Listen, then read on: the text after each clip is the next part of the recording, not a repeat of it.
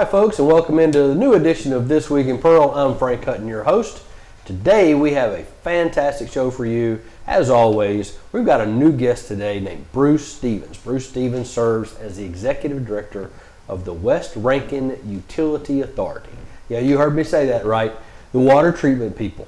The guys that treat that wastewater and that nice, cute little WR that you have on your water bill. Well, the executive director is here today. His name is Bruce Stevens, and he's going to be discussing that water treatment plant that's now been online for about 3 years.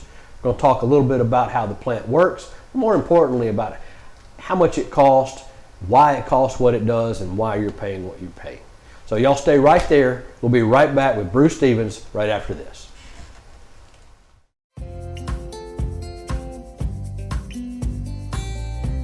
Hello, I'm Mayor Wyndham, and I'm thrilled to show you the city creating its own future. Pearl is located in Rankin County, the fastest growing county in Mississippi, and there's no question why. Access to great schools, even better shopping, and unbridled beauty make Pearl a town that truly embodies its name.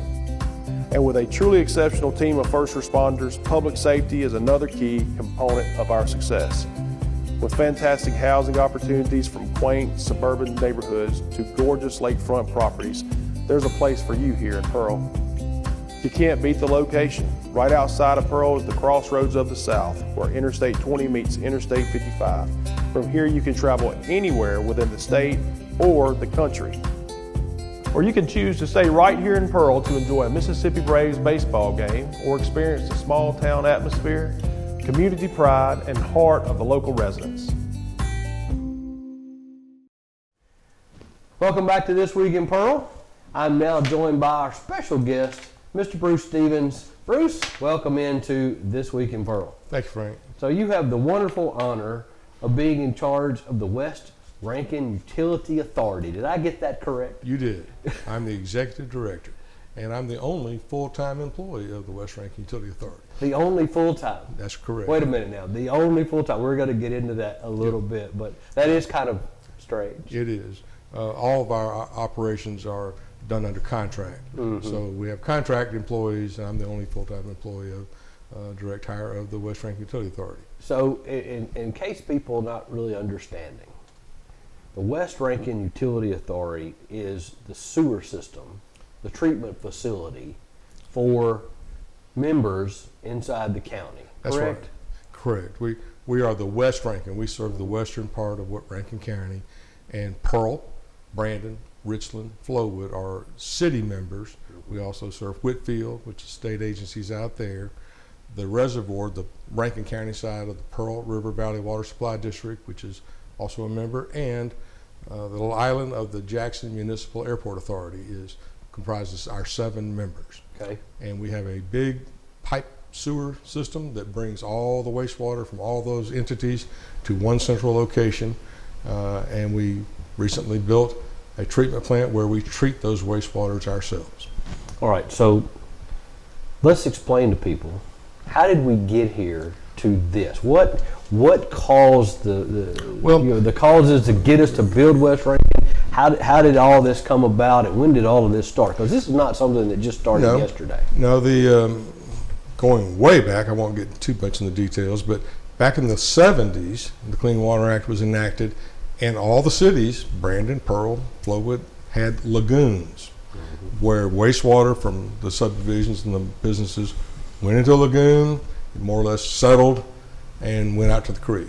Those are notoriously inefficient and don't really do a good job of treating wastewater. So pollution, wastewater was going directly into the creeks, Richland Creek, Pearl River. So a pipeline system was built, serving all the way over to Brandon and all the way up to the reservoir. And the stations that we're entering were where those lagoons were. And Pearl had several lagoons, Brandon had several, Flowood. So we diverted those flows out of those lagoons into this pipe system, which carried the wastewater to Richland, and we pumped it over to the city of Jackson, and we contracted with them to treat it. Well, we did that that system started up in 1982 and continued until about 2016, 2017, the cost for treatment kept rising. The City of Jackson entered into what's called a consent decree with the Department of Justice because they had problems at the treatment plant. Our cost overnight one summer, and I think it was 2016, went from $2.2 million annual payments to Jackson to $5.2 million.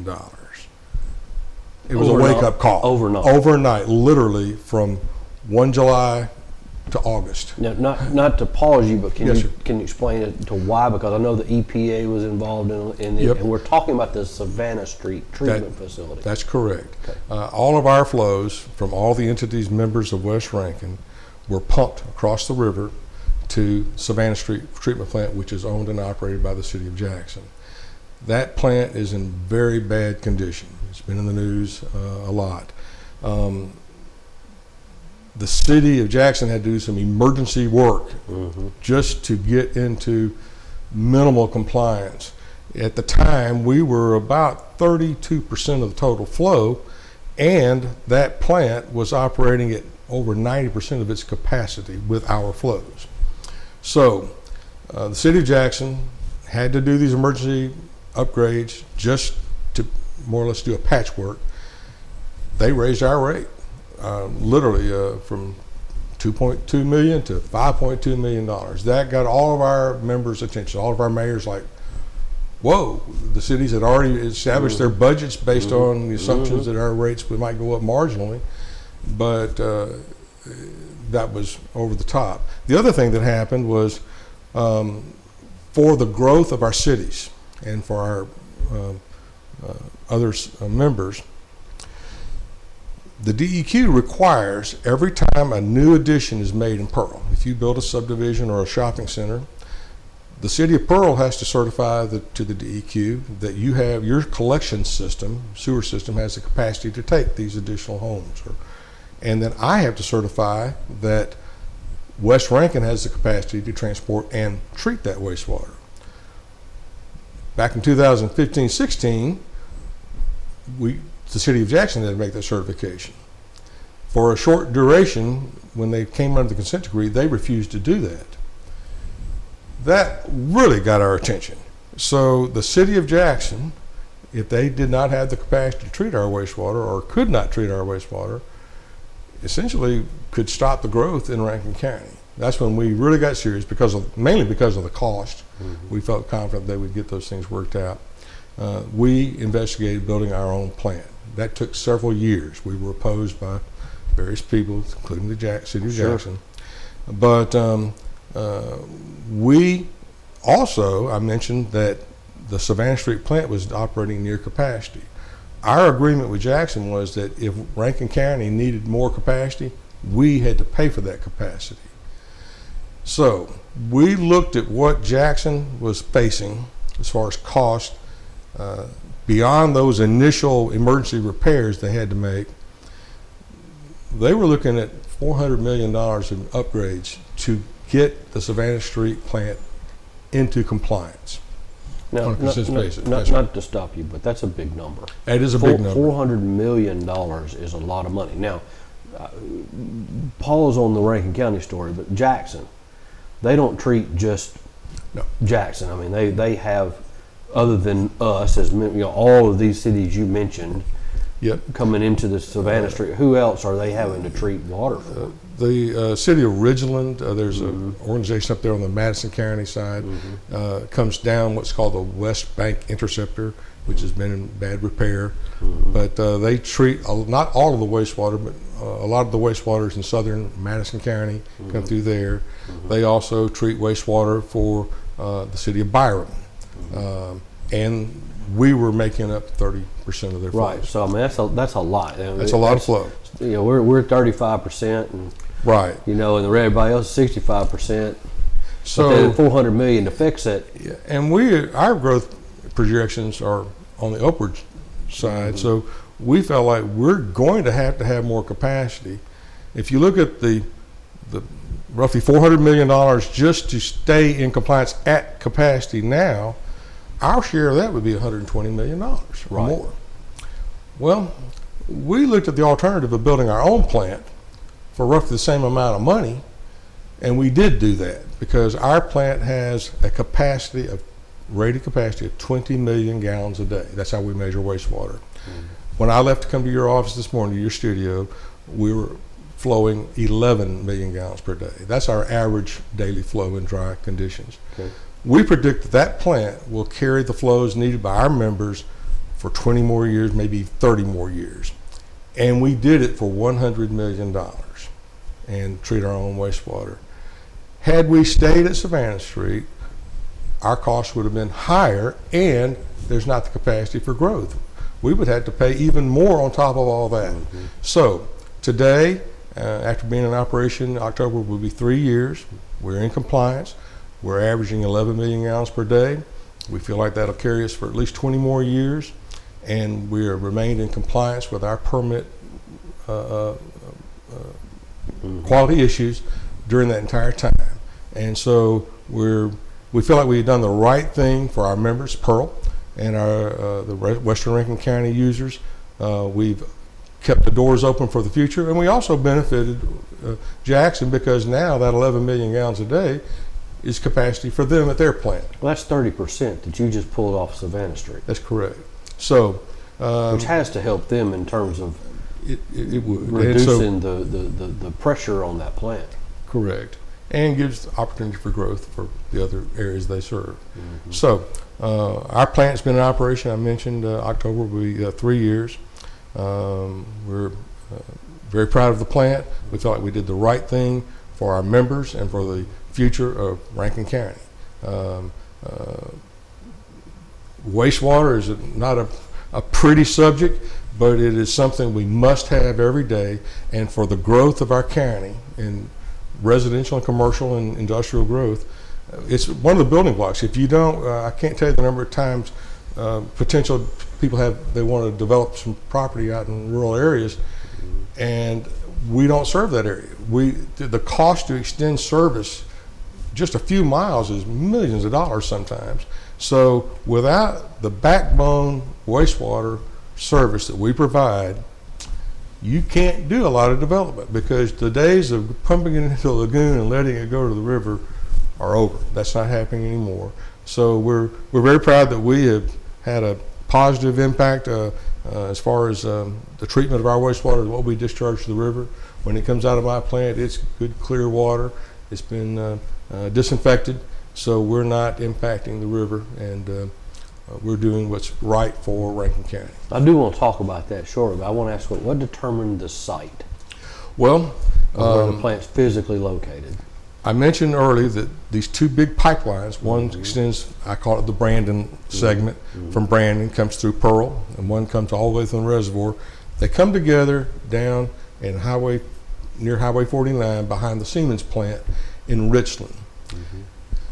Well, that's where all the flow is coming.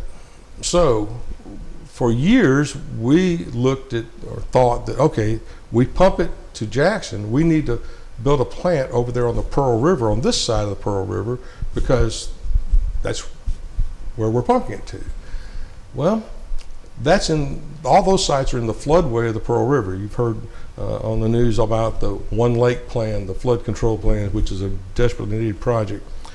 Well, we would be impacting that if we built a bermed area to build a treatment plant over there. So previous mayors and I sat there and we called it thinking outside the box. We said, well, it's all coming together here. There's really nothing that says we got to build the plant over there. We can build the plant where it comes together. Then we can use that pumping station over on Old Highway 49 where we were pumping untreated wastewater to Jackson. We can convert that over and pump treated wastewater. Where it crosses the Pearl River, that's where our discharge permit is located. So now we didn't throw away any pipe or any pumps. We now pump clean, treated wastewater through that same pipe. We cut it at the river and put what's called a distributor into the rivers to spread the flows out to make sure it gets thoroughly mixed in the river water. So that's how we located in Richland, because that's where all the flows was, and the pipe was already there. All we really had to do is just put it in the plant and then pump it to the river. Which makes a lot of sense. Well, it's worked out. That's common sense. And we try to use that in everything we do. Right. Because ultimately, it's not my plant, it's the ratepayers of the members who are paying all the bills. And we try to do everything we can to do that as efficiently and cost effective as possible. And I would also say that doesn't also always mean buying the cheapest pump or the cheapest thing, because we intend to be in business for 30 more years with that facility. So we want reliable, efficient, energy efficiency operations of our facility, and that's what we do.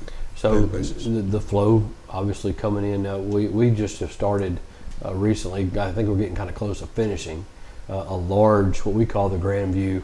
Yep.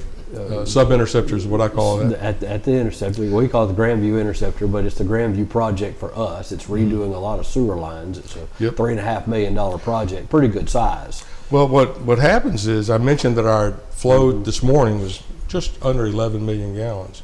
During big rain events, our flow will go up double. Oh, yes. Because we call that infiltration and inflow, leaking sewer lines. And the West Rankin system, over the years, since I've been involved with this authority, we have what's called lined all of our pipes. They were leaking really bad. Subdivision called Richland Heights. During a heavy rain event, if the Richland Creek was up near Pearson Road, I would be backing up into Richland Heights. Well, we seal up our pipes, so now we don't back up. We don't have create those problems. And my members are doing the same thing. Pearl's doing this, and I can tell you that Grandview interceptor was subject to a lot high inflows. The flows coming through that pipe, we meter them, just would shoot up fourfold during a rain event. So that's good, because the reality is, if it comes to me, I got to treat it, and you have to pay your meter check. Whether so you're paying me to treat rainwater. Right. So it's good, and we have seen a dramatic decrease in our peak flows because of the work our West Rankin and our members have been doing. And so our mayor contracted years ago. People probably just don't remember this. But we've had several people that I remember would be calling because we did a lot of smoke testing. We smoke tested the entire city. Yep. And finding those places, find those infiltration places, and a lot of our citizens just probably do not remember this, but we had construction companies coming in doing exactly that, filling up the sewer lines, trying to find those infiltration points, and that's what you're talking about. That's that right. Rainwater that gets into the sewer system. That's right. So closing that has been, that's an expensive project. Oh, yes. Grandview was just one of them. Right. We have more than that going on in the city right now. And what the mayor's done, and what we've had to do, is when we lined our pipes, you find the worst problems where the biggest, you want to get the biggest bang you can. Yes. I'm sure there, and I've mentioned this to some of our mayors, you're never going to fix it all, but you got to target those big impact points, and then as time goes, we'll go up, I call it going up the line to fix the smaller problems. But the Grandview, there's some others, and all of our members have this problem. It's an ongoing effort to do, and I commend Pearl and my other members, and we have facilitated some of that with our finances. Well, some of this area over here, the West Pearl area, some of the older sections Some of these survivors are 40 years old. Oh, yeah, 40, 50 years old. I mean, when this was called East Jackson, that's when that infrastructure was technically built. Yep. So, and Brandon's doing the same. All of our members are, you hate to use buzzwords, but proactively going out there. They're not waiting to be told by EPA or DEQ, Right. we're going to fine you. No, they're going out there now. And so that's good. It's financially good, and it's environmentally good. And that's what we're all trying to do. And you mentioned that the water that you treat, it's nice, crystal clear, clean. So explain to people this new plant. This plant is state of the art. Well, this is not one that was, you didn't use yesterday's technology. You're using today's, right? So explain we're doing that. The technology is biology. We raise bacteria. If you think about my grandfather's old place, he had a septic tank. Well, in that septic tank, solids fall out, but the bacteria consume the waste, And what we're doing is a grandiose, monumentally increased version of that. We create two different essentially types of bacteria. There are aerobic bacteria that thrive in oxygen, and they consume certain aspects of the wastewater. Then there are anaerobic bacteria which can't survive in oxygen, and they consume the other parts of the wastewater that we must remove. So we're on a continuous, we're not doing this in batch wise. We're creating aerobic zones in our treatment plant and anaerobic zones in the same process, where we've got these bacteria balanced and we're consuming the waste. So when you look at our plant, if you look at the treatment basins, you say, ooh, it's all this dark, milky, chocolate milk looking. Well, that's not the waste. The waste that's going in is really kind of a grayish matter. We're raising, that's all these bacteria. We call that an activated bacteria plant. So we raise this bacteria, we circulate through the plant for days while we let that bacteria eat all the waste. Then we settle that bacteria out. We reuse some of it, and then we dewater what we call that waste. And we land apply that for hay farms and things around the county. So we're constantly doing that. After we've separated that bacteria, we're left with clear water. One final step that we do, and that water still has trace amounts of bacteria in it that could overload the river, consume up oxygen, create algae blooms in the river. So we have to disinfect that, kill those bacteria. The initial way most people did that was by chlorinating. Just like you chlorinate your drinking water, you hit it with chlorine. Well, if you hit it with too much chlorine, then that creates problems for fish in the river. So you chlorinate it, then you dechlorinate it. That's relatively cheap economically for the equipment to build it, but you have the ongoing problem of buying chlorine and dechlorinating and the expense of the chlorine. So what we did was we have an ultraviolet light method of disinfecting that water. So we have a series of, it looks like fluorescent light tubes, but they're UV ultraviolet tubes. Our water flows through, we have two channels.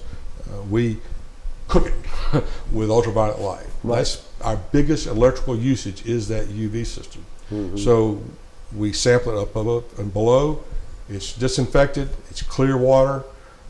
I don't drink it, but technically you could. It does have some.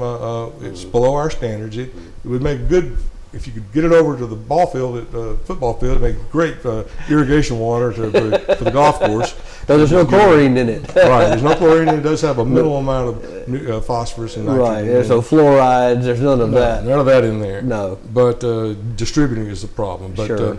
That's what we pump to the river, and we also use that in our plant for various purposes. We have odor control, where we raise bacteria to remove odors that come off the influent waters, and so we have a very efficient plant using the latest biological equipment to be bought. It's very efficient electrically for the amount of electricity we use per million gallons of water we treat. Mm-hmm.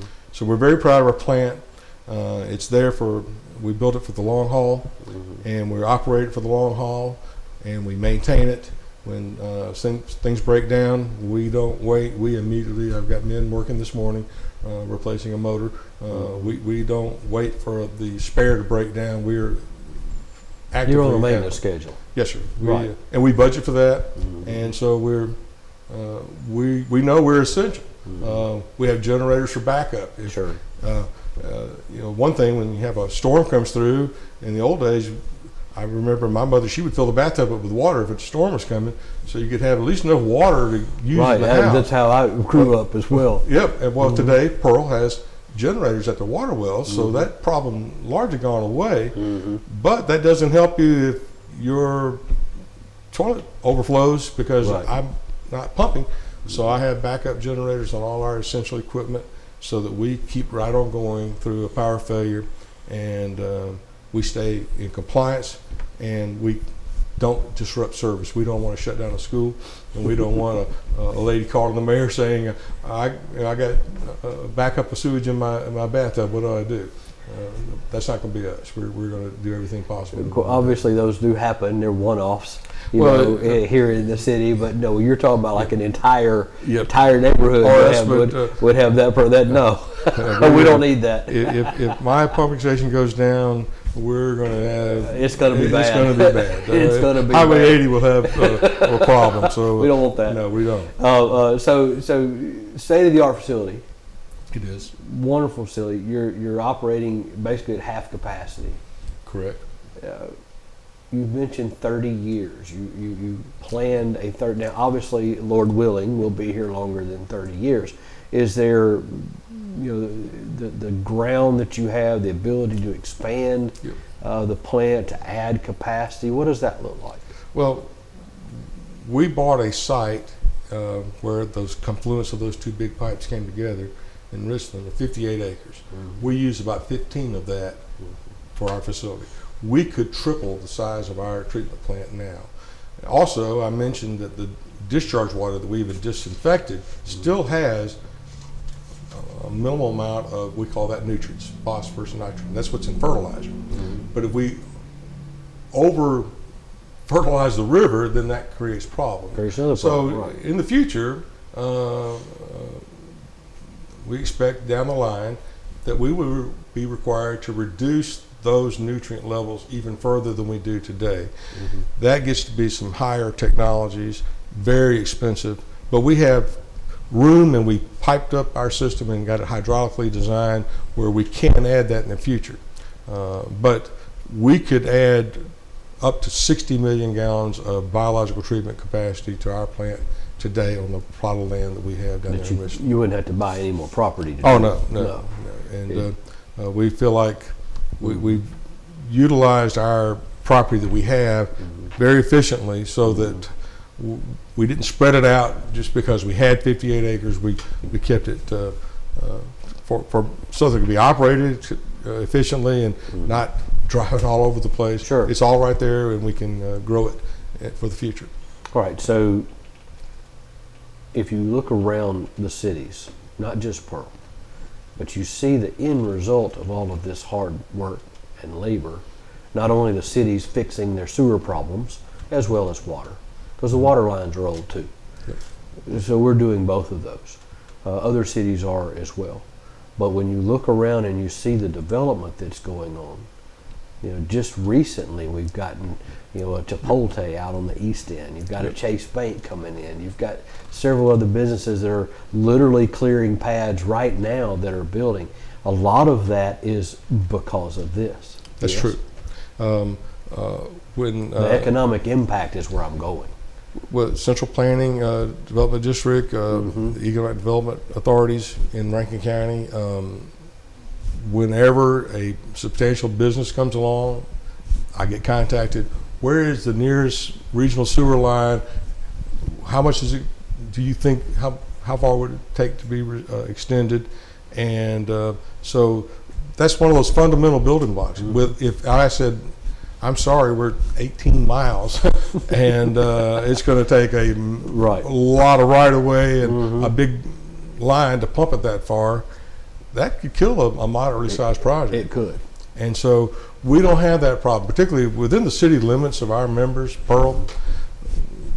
We're there. I mean, I know that Pearl has a big project looking at extending sewer service down south side of I-20 along Airport Road. I think that's moving forward. It is. They've done a lot of work there and getting it done, and that people may not realize it, but that's never had sewer. That's right. And you say, well, why did somebody build a car lot there or a business there? Well, they can't treat the water. Get sewer right. there. Can't get the water. Right. So that line's going to extend southward, where I call it the Brandon leg of my line, and it's going to tie in down there. So I know that your engineers and the mayor and I have had multiple meetings, and that thing's finally gotten funded, and it's moving forward. That's going to open a pathway for growth, and we already got the capacity down here to take it. We don't have to say, oh no, where we would have to say, can Savannah Street take another 500,000 gallons a day? They were dicey. we're there. We don't have to. We've already done that up front, and so I commend the mayor and the other mayors and the other leaders of West Rankin Utility Authority for seeing that and having the vision to know if we want to grow, this is one of those necessary things that we have to do. And you see it with rooftops going up everywhere, even in this economy that we're in right now. That's right. Which is just terrible. I drive down Old Brandon Road this morning and I see those developments behind just developments Walmart everywhere. Yep. Rooftops everywhere. And those things Businesses wouldn't be going in. possible No. without you. West Rankin. So it's not a glamorous thing, but it's one of those things everybody needs. Hot button issue. You mentioned it earlier, and you know, I live here. My water bill went up just like everybody else's. Explain to people why that is. You know, you spent $100 million, and I know it came in a little under that, but you spent $100 million to build a new plant. That's right. And we're all members here. These 7 members. Why did my water bill go up? And kind of help explain that to the average citizen that's looking at that, struggling to even make, you know, a house payment. Yep. You know, water bill. How did explain that to everyone? Well, I would point out that I mentioned that we were paying at one point in the city of Jackson $5.2 million to treat our wastewater. Right. Our operation budget, it was just passed last month. For operating our treatment plant, it's $2.2 million. So we're operating very efficiently. The cost associated with West Rankin is largely the debt service. We had to borrow that $100 million. And so our annual debt service, just to retire those bonds, is over $10 million. So our debt service is the biggest part of my budget. So, but I point out to you, it's 5 times larger than your budget. That's right. Right. Of our operating budget, contracted budget. Right. But had we stayed where we were, it was going to be even more. Sure. And there wouldn't be this path for growth or the capacity for growth that we have. So this was coming. You can't just close your eyes to it and hope it goes away. We did it for less money, and it's not going to rise in the future like it would if we had stayed where we were. So, but that is the number one reason that our costs are where they are is the cost of building that plant. And so we bit the bullet, we did it, we did the right thing, and it's there for the long haul. So let me ask a question. How long is the debt service payment? Those are 20-year bonds. We had some old bonds that we are paying off this year. Where I mentioned we lined these pipes. We had, when we essentially bought this system from the city of Jackson in 2002, we immediately had a failure.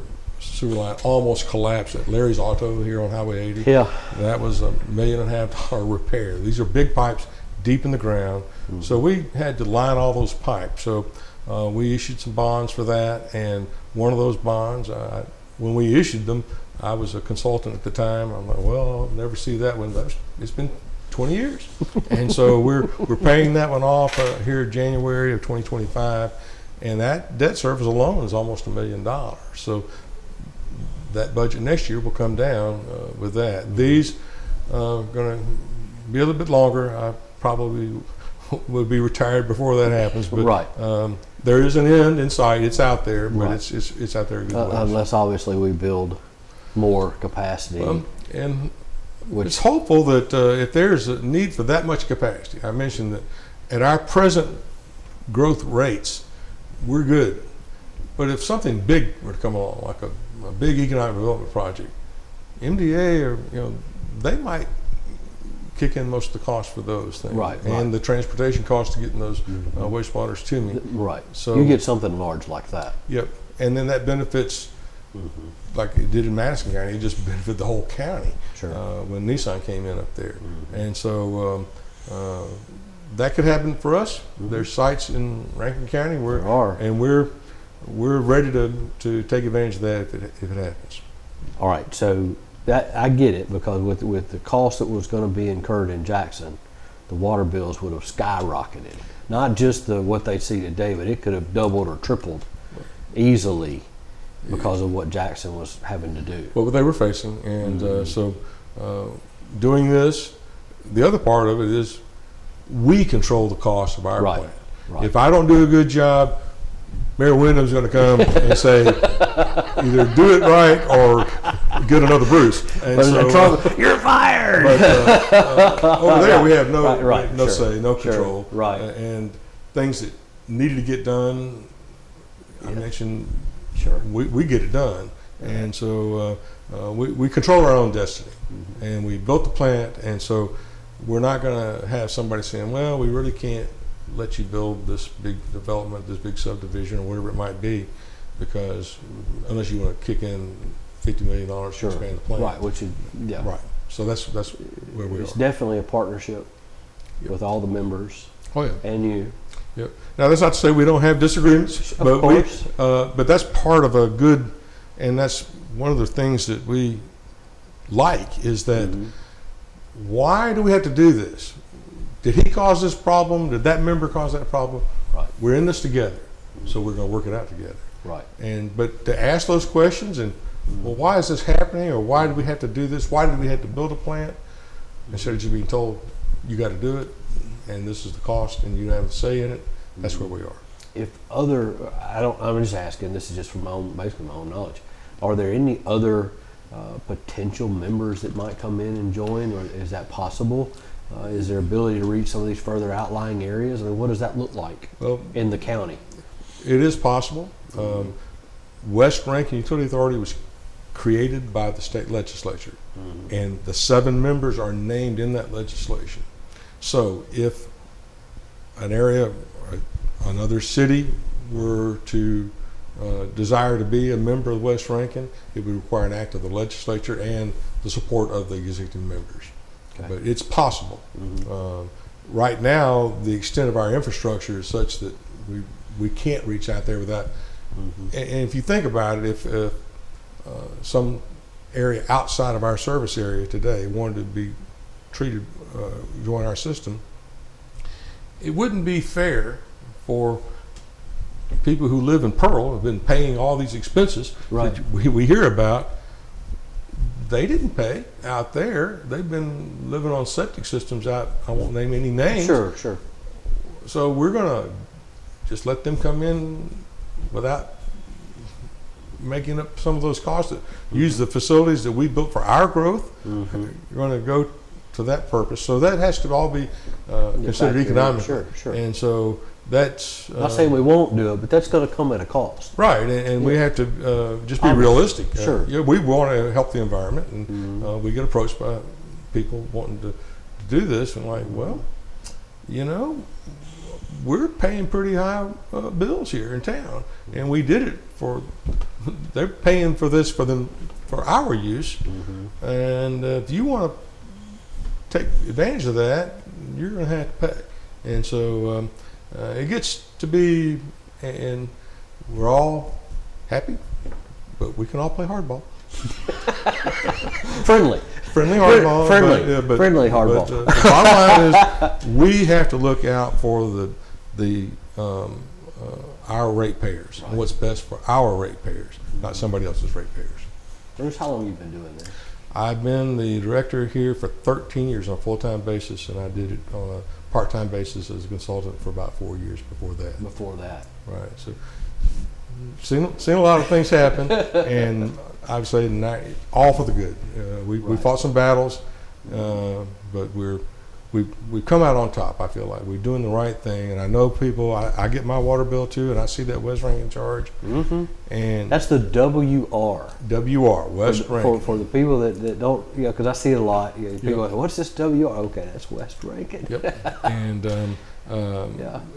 it's one of those things that we really were limited on our choices, and so we made the best choice economically. I know it's. I hate to pay that. Well, right now it's a struggle for most people. Yep. Because of the economy. Yep. Yep, the things have inflation. turned. Yep. It's a whole Prices other are- story. You go to Kroger and buy a jar of mayonnaise, man. It's ridiculous. I got sent my wife to the grocery store. I'm like, wow. I remember that was 79 cents and it's $6, and it's crazy. It is. But want people to know that we're doing the best we can to keep our costs to them. They're just these.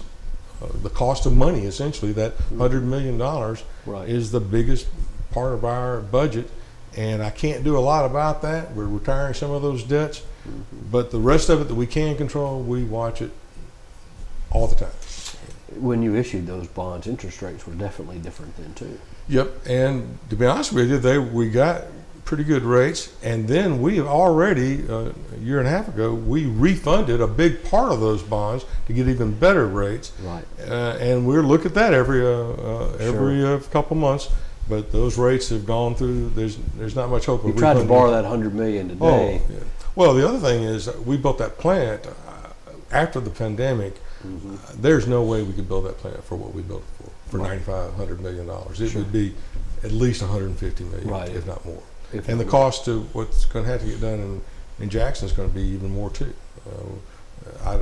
There's all kind of rumors of And- what the costs are, but we're not part of that, so we're not going to concern ourselves with it. The infrastructure in Jackson's old, unfortunately, and Yeah.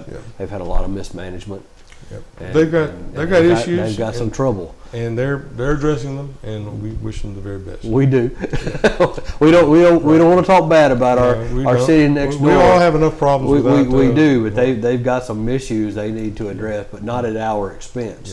Yeah. And we're addressing our issues. Mm-hmm. Pearl's doing this Grandview project and other projects, and We've had several sewer projects that are ongoing. You mentioned two, but there are also some smaller ones that are going on in neighborhoods where we're Yep. putting brand new sewer lines. These replacing those old smaller lines. little smaller lines where the smoke testing has yielded a lot of results Yep. and showing where we're getting a lot And, of infiltration. The thing about doing a sewer project is it's all underground. Mm-hmm. It's not like you pave a street and No, people and it can makes say, a "Oh man, mess." that road's so much better." Well, Sure. does anybody call and say, "Hey, that sewer line really made a big improvement"? No, Nobody sees it. It's invisible. They see it going in because Lord have mercy. And it disrupts the traffic sometimes. It when they does. do, but I encourage the city. Done a good job addressing these things, and we've got to stay vigilant and keep doing so.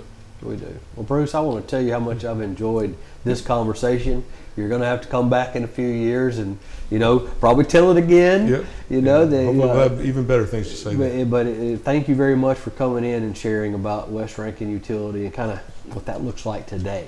Good. And we appreciate it. Thank you, Frank. So thanks, guys, for joining us with Bruce here. We're going to be right back after we step aside for just a second.